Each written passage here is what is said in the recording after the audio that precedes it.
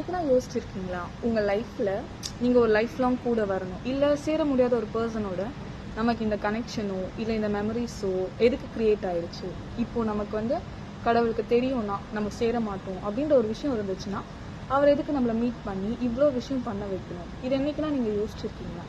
ஆனால் வந்து எல்லா மீட்டிங்க்குமே ஒரு கனெக்ஷன் இருக்குது. ஆக்சுவலி நீங்கள் நார்மலாக ரோட்டில் நடந்து போகும்போது யாராவது ஒருத்தரை லைட்டாக இடிச்சிட்டு போனால் கூட உங்கள் 2 பேருக்கு நடுவில் ஏதோ ஒரு பாஸ் கனெக்ஷன் இல்லாமல் அப்படி ஆகாது. ஆனால் நீங்கள் எந்த ஒரு பர்சனோட லைஃப் லாங் இந்த பர்சன் நம்ம லைஃப்பில் வரணும் அப்படின்னு சொல்லிட்டு எவ்வளோ எஃபர்ட்ஸ் போட்டு பண்ணாலும் நீங்கள் அதை ஒரு ரிலேஷன்ஷிப்புக்குள்ளே போயிட்டு அந்த ரிலேஷன்ஷிப் உங்களுக்கு பிரேக்கப் ஆகுது, இல்லை ஏதோ ஒரு விஷயம் நடந்து அந்த ரிலேஷன்ஷிப்பை நீங்கள் கண்டினியூ பண்ண முடியலன்னு ஒரு விஷயம் இருந்துச்சுன்னா ஏன் அந்த ரிலேஷன்ஷிப்பை எல்லாரும் கட் பண்ணணும்னு நினைக்கிறீங்க? ஏன்னா அது லைஃப் லாங் நீங்கள் வேணும்னு நினச்சி ஆசைப்பட்ட ஒரு விஷயம் தானே. அது ஏன் நீங்கள் வேறு ஏதாச்சும் ஒரு விஷயத்தில் சார்ட் அவுட் பண்ணி லவ்